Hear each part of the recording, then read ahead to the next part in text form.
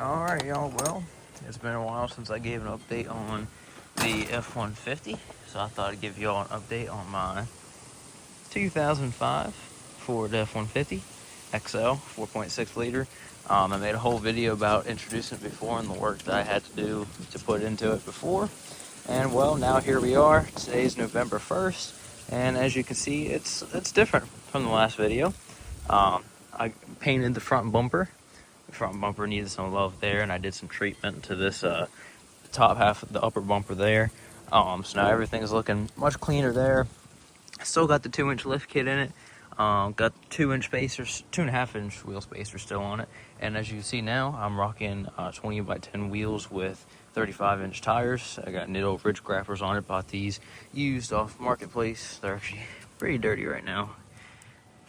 But, I mean, who cares? It's a truck. I'm always doing hunting, fishing, running around, having fun. You know, doing off-road stuff with it. But the truck actually sits, here's my Mustang, and here's the truck in comparison to my Mustang. Mustang stock height, not lowered. It's a low car, but the bed of the truck is way higher than the roof, and the truck itself it sits very high. Rolling down the road, I'm higher than any other vehicle on the road. And then I know in the last video the rear bumper was messed up, had a little strip of paint on it, and because I had just started it, right now it's fully painted now, got a nice drop hitch on it. Nothing crazy there, got the stickers, you know. Haven't put a crazy amount of mileage since the last video. I know the last video was like 318,500, I think I saw. Right now it's at 319,700. It's at almost 320,000, so I've put not even 2,000 miles on it in the past couple months. So I've only put a little over 2,000 miles on it in my total time of having it, which isn't bad at all. Make sure my door is fully closed. But I did have to put a radiator in it over the summer. I don't know if that was in the last video or not that I ever mentioned that. It might have been after that video. Radiator went bad, started leaking. Front diff still leaks. I haven't fixed that or the 4-wheel drive yet, just haven't gotten around to it. But, I mean, I'll get around to it sooner or later.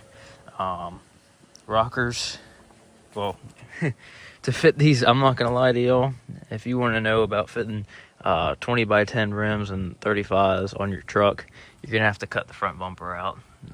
All this steel's cut, plastic's cut, wasn't hard there. And then under here, had to cut out the body. Came down like down in here. Had to cut all this out. This is currently loose, the wheel well. I need to put another zip tie on it. I had a zip tie, but the tire rubbed and broke it off. There is some tire rub when I max out, like when I max out the steering, but I don't do that very often, thankfully, so I don't have to worry about that. But you are gonna have to cut it out. And this is about to be 20-year-old truck. It's an 05. We're about to be in 2025, so basically a 20-year-old truck.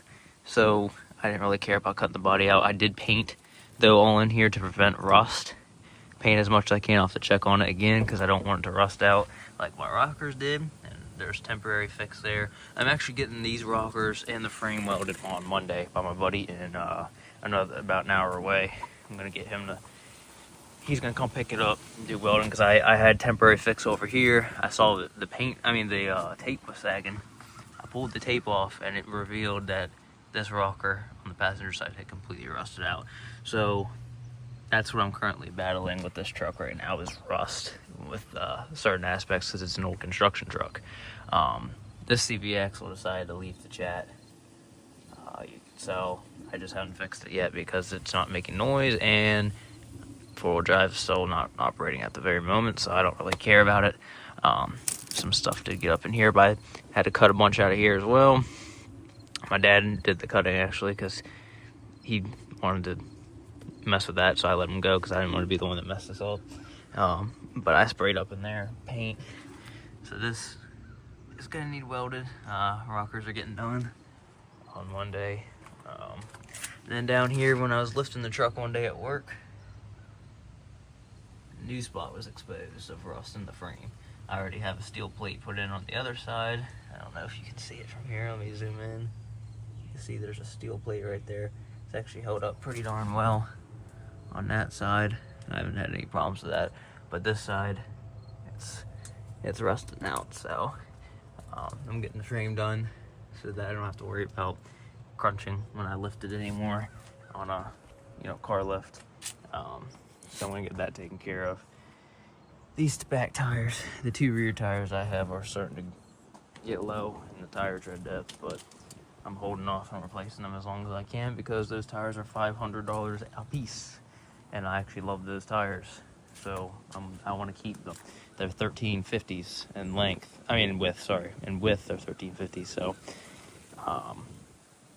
kind of want to keep the Nitto Ridge grapplers. They work great, and they ride so much better than the Ironman All Country 33s mud tires that I had on before. Very choppy, very loud, and shook a lot. These ones ride so much smoother, so much more quiet, and they're so much bigger, and it's crazy to see the improvement from 33s to 35s that are 10 times better with the design and the condition. So I really like the Nittos too. They're worth it. I was having problems with that driver rear tire. It was leaking around the bead because it was flat when I got it. The guy never put them on his truck. He came off his buddy's truck.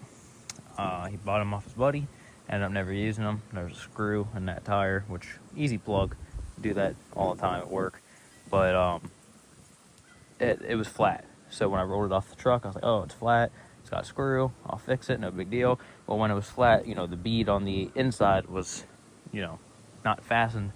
And so corrosion was able to start because these rims are old and starting to corrode, and ended up obstructing the seal of the bead, and it was leaking. I had to do a whole bunch of mess of that, and it was still leaking a little bit after I demounted that side of the bead, used some Scotch-Brite and rubbed all that corrosion off, and then put a bunch of bead sealer, and I thought it was still going to keep leaking. Well, as of right now, it hasn't leaked, so, and it's been a couple weeks, so I'm pretty happy with that. I have them all set between 40, 43 PSI. I used to religiously keep them 35, 36, but these are much bigger, beefier. They need a little bit more air riding around like this. And I like these too because, yes, they are a little bit rougher when you hit bumps and whatnot, like you feel it more, but these are no rubber bands. I mean, look how thick those tires are. They're not thick even, I mean, they're not rubber bands in the slightest. They're thick as hell. They're like just as thick as the 33s now that I'm looking at it, like damn near. So yeah, I had tons of tire under me on the 33s. I still have a lot of tire under me on the 35s, even with those giant wheels. So, but I'm happy with these wheels. I'm happy. I never showed you the side angle. Side angle right there. You can see these things stick out like crazy. But I mean, I love them. The truck sits high. Here's about head level for me. I'm about 5'8", 5'9". So the truck, it's a big truck now, and I love it. And I only bought the wheels and tires for $400 off Marketplace. So, and these are easily $2,000, $3,000, maybe even $4,000. I'd say between $3,000 and $4,000 brand new. This cost, because tires alone are $1,000. So, no, sorry, tires alone are $2,000. They're $500 a piece. So $2,000 for tires and wheels, maybe $2,000. So this is an expensive ass setup for $400 because they're old. So I'm happy with them. I really am. They don't need to be shiny and brand new because this truck's not shiny and brand new, but the truck's beautiful how it is. So I'm trying to get the Mustang paid off now, and then I'll be looking into saving up to get an even newer truck as well. So I have that as well. I want to keep this one still, but like I said, the main thing I've been battling, unfortunately, is rust and whatnot.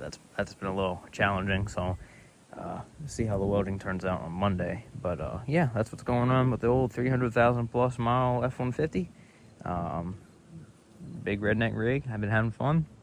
And if y'all have any more questions about how to get the fitment of big wheels and tires like this on only a 2-inch level, I can show even more in depth if you need me to, if anyone has any questions about that. And in total, with the 2-inch level, it has bigger blocks in the rear as well. With that level and with the wheels I have on, it's like a total of probably like a 4-inch lift now. Like the truck sits high, so I'm happy with it. Budget lift as well. But anyway, thanks for watching. Let me know if you have any questions about the customizations I had to do, like I said, with the setup. And yeah, hope you all have a good one.